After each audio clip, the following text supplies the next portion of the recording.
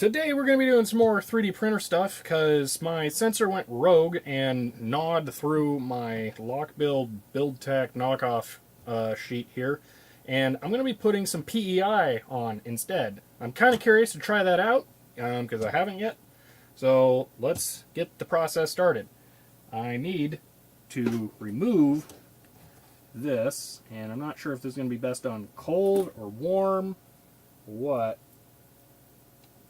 Cold seems to kind of suck so far.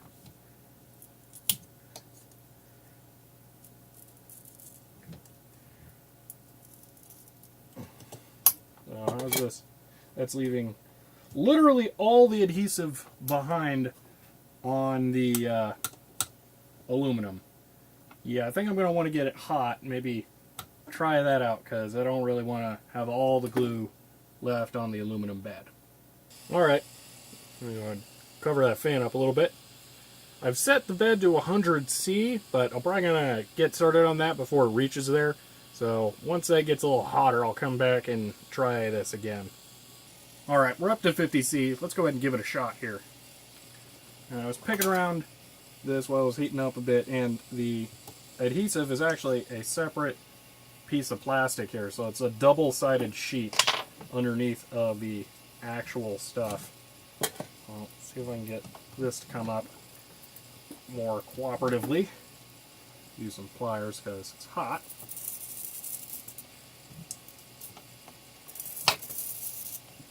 Yeah, so it's just going to leave behind adhesive. Oh well, there's not a lot I can do.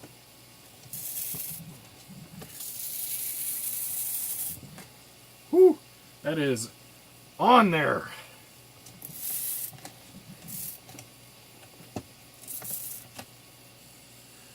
Alright, it continues to get hotter, and that's making a slight difference with the adhesive here, actually. There's more sticking to the plastic and less to the bed. I do have a silicone pad, though, I can use. Oh, yeah. Now we're making progress.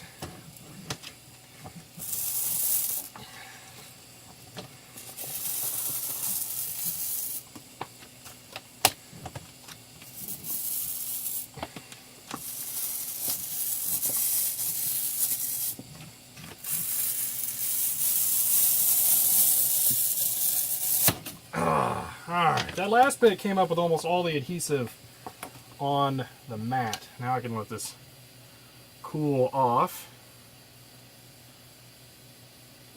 Yeah, that totally got trashed. Hopefully the actual aluminum bed here isn't too bad. Alright, down to 40°C here, so it's easily comfortable enough to put my hand on. It's time to get that adhesive cleaned off. I'm going to use some isopropanol and just paper towels to get that off. Shouldn't be too difficult.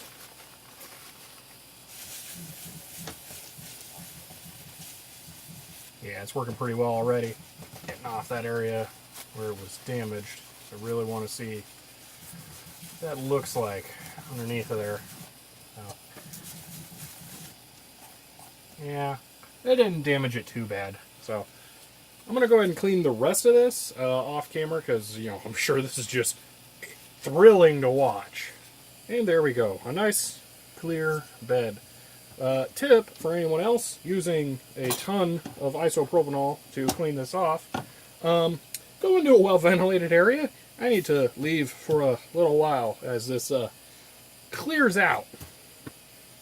Alright, and now time for the PEI. So I bought a 10-inch sheet that I'm going to cut down, and it came with two different types of adhesive to put onto it. One is a full sheet that allows you to bond it. The other one is just these strips. Now, for the time being, I don't want to use either one of those because I'm not 100% convinced that PEI is going to be my end game solution here. But I have these tiny little binder clips that I can put onto the sides of the print bed, actually probably near the screws, and that'll hold it in place for now. But since I'm not going to adhere it to the print bed, so for now I'm going to put some blue painter's tape on the print bed to protect the PEI from getting scratched by the aluminum.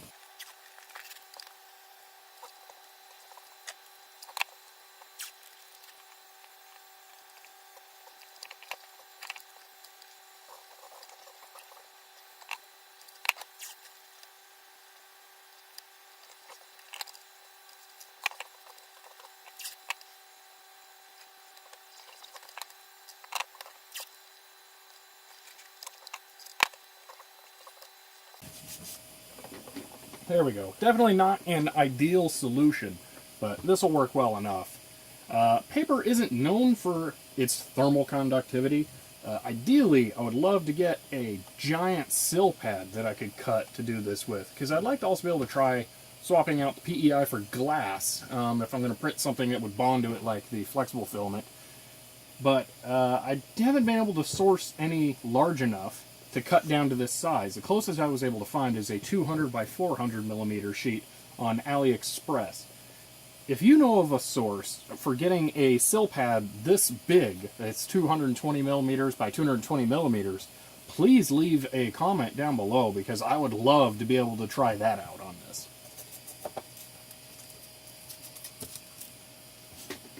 And that finishes it for the blue tape portion of this. Now, before I size up my sheet of PEI, let me go ahead and attach it here. Since this stuff ain't cheap, this is one of those measure twice, cut once situations. Go ahead and mark it. Wow, okay, marker will not work upside down. The marker will not work on that plastic. Yeah, it really doesn't want to cooperate here. I'm changing it around. I put the sticker in that corner so I can actually see underneath here, and I'm going to just mark along right here on the top side, and that'll be my cut point here. There we go. I got my points down, and I think I'm going to try cutting this in place. That's pretty on there. So I'm going to put a new blade on my X-Acto knife, and try cutting the PEI with that and use the aluminum as a guide. Oh, that's some tough stuff to cut. Whoa, okay. I need to start this without the camera there so I can block the shot and not cut myself. I gave it a good try here. This is going to be really, really scary. So what I'm going to do is I'm going to score it along the bottom a couple times, and then I'm just going to cut it with scissors. Alright, I've got some pretty deep grooves in there now. I'm going to try cutting that with scissors and see what happens. I grabbed some different scissors that are a straight cut, unlike these, which have a serration to them. And I'm going to attempt this now.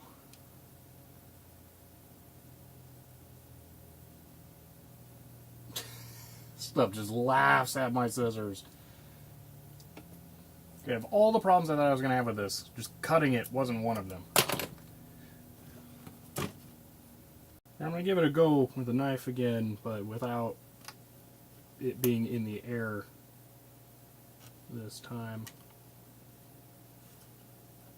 Many light scores would be better if I could just follow along that groove for a while.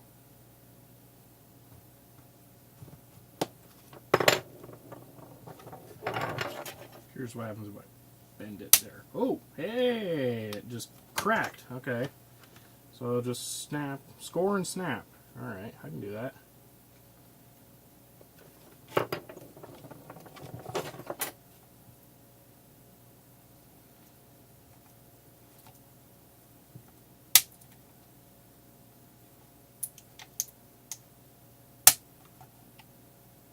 Oh, that's terrifying. Ah, crap. Ooh, it's close. It's close.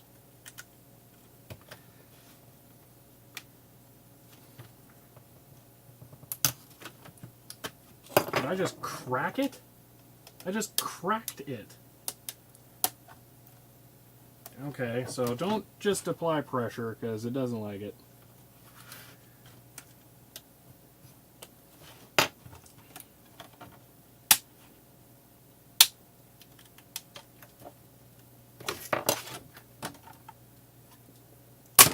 Whoa, okay, I didn't want to go all the way, but alright.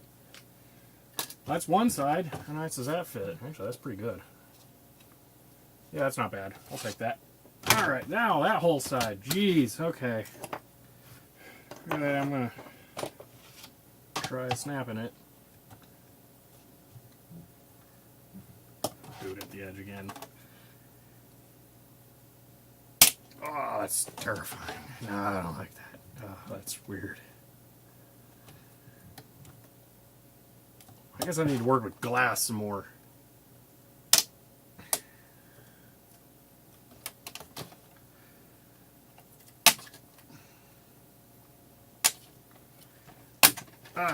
Okay. Boom. PEI bed. Alright. Oh, yeah. There we go. You probably like to see. Fits well. Pretty good. I'm happy with that. Alright, now that the PEI is cut, I can go ahead and peel off the film.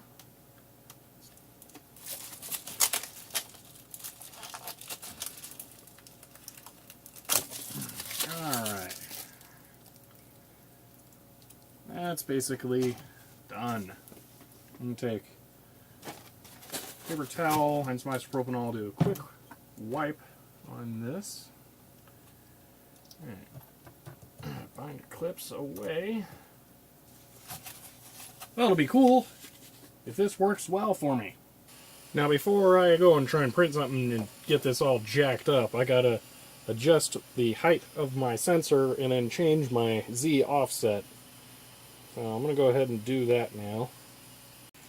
Alright, so the PEI is about twice as thick as the LokBuild surface I had on here before, and I have the tape on there. So I really need to drop the sensor to almost parallel to the tip of the nozzle before this is really going to work.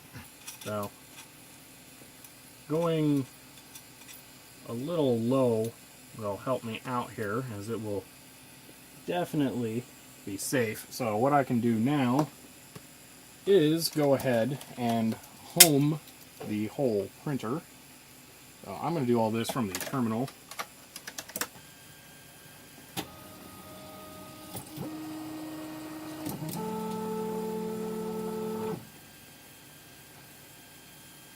And now comes the delicate process of getting this leveled. I'm going to be ready with a scraper here to force it to trigger in case it fails. It did it on its own. Excellent. Alright. So it will be possible to make it work. Now what I'm going to do is send it to 0.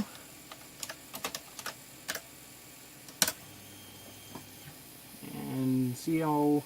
Okay, yeah, so this still needs to go up much, much higher.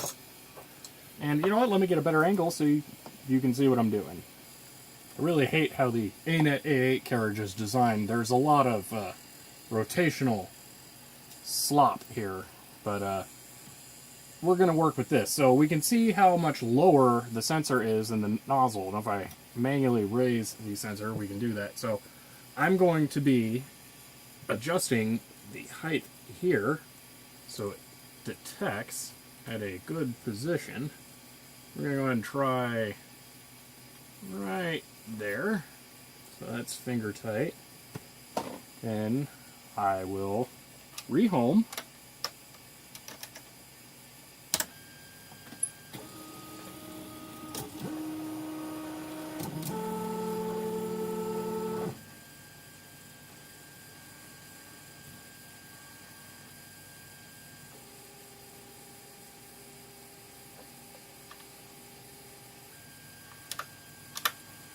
And now we'll go to 0.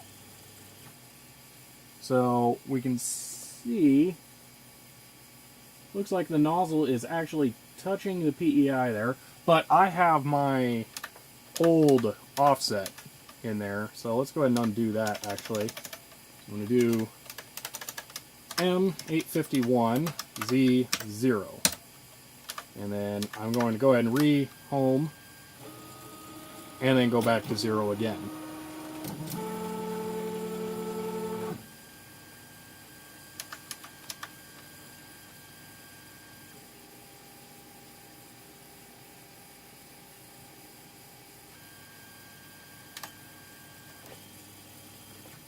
Okay.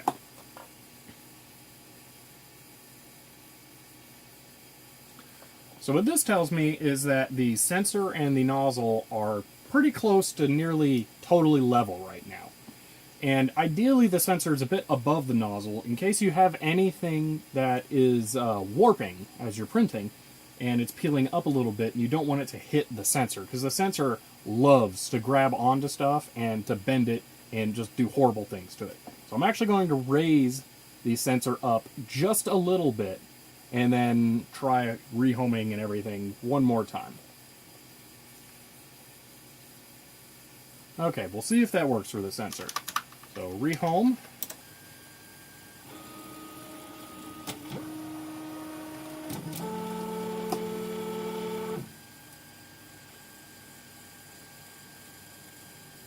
Oh, crap.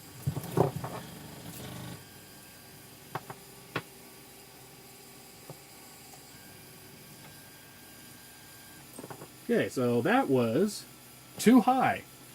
The sensor did not trigger before the nozzle hit, so this needs to be lowered. All right, let's try that again.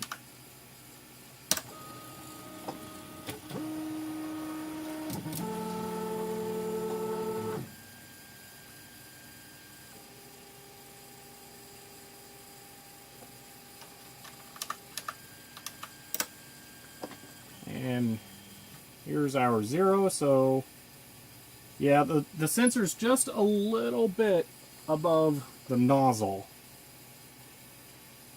So that'll have to do. Now I'd say we need to calibrate our Z offset.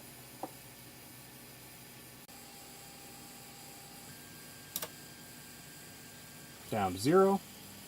That is pretty darn close. And we have a little tiny itsy bit of clearance on the sensor. I'm not happy about that.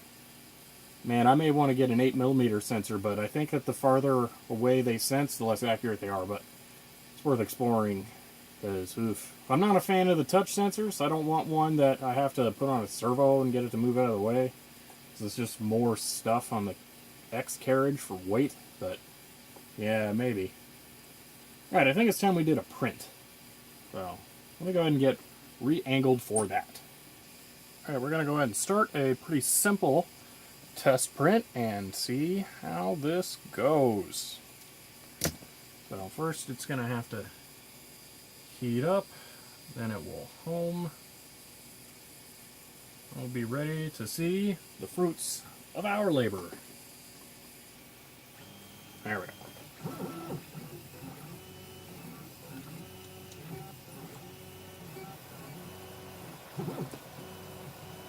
It would have helped to prime the nozzle more after I had flexible stuff in there. Well, hopefully that doesn't bond too much. We may have just witnessed the death of my PEI before it even had a chance.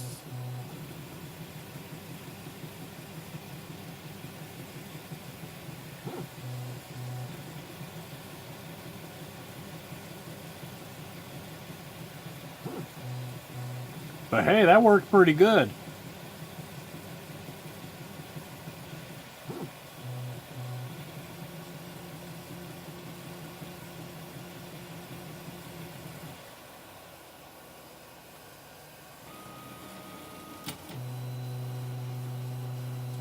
I think one more test print is in order.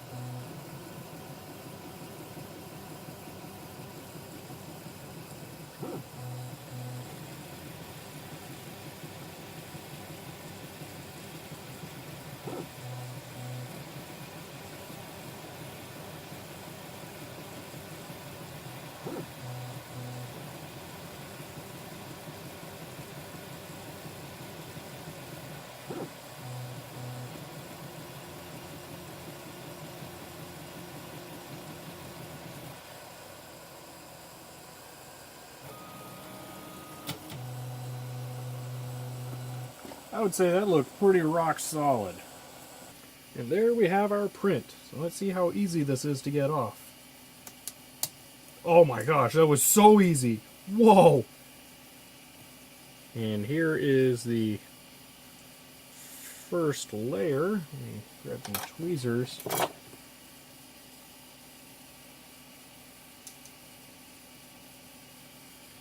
You can see that it is actually shiny. That's cool. So for the last one, I was able to get that off. So just taking some isopropanol, putting it on a paper towel, and rubbing it on there. And yep, worked well here too. You can see a little bit on there. I may need to adjust my Z offset a little bit more. That was just a bit more smeared on than I would like. So there's some improvements to be made. Well, I think that pretty adequately covers adding a PEI print surface to your Inet A8. This was, I mean, it was a learning experience for sure. I had no idea you would score and snap this stuff. That really caught me off guard. And I'm very, very happy with that first layer on there. Shiny, cool. I imagine that won't stay for long. Let me look at that under a light. Wow, that is just perfectly glass smooth. Yeah, it's really, really smeared, so I definitely can bring up the nozzle a little bit. And I probably need to re-level the whole bed anyway, because as I was pushing on it to clean off the adhesive, I may have warped the aluminum slightly. So it'll be easily improved, or the errors I had will be easily corrected. Well, I hope that was educational to some of you. I enjoyed doing that, and, well, I'm definitely going to enjoy having a new print surface. I'm really looking forward to the next one where I replace this stupid fan. This thing sucks. I hate it. So, until then, I'll see you later.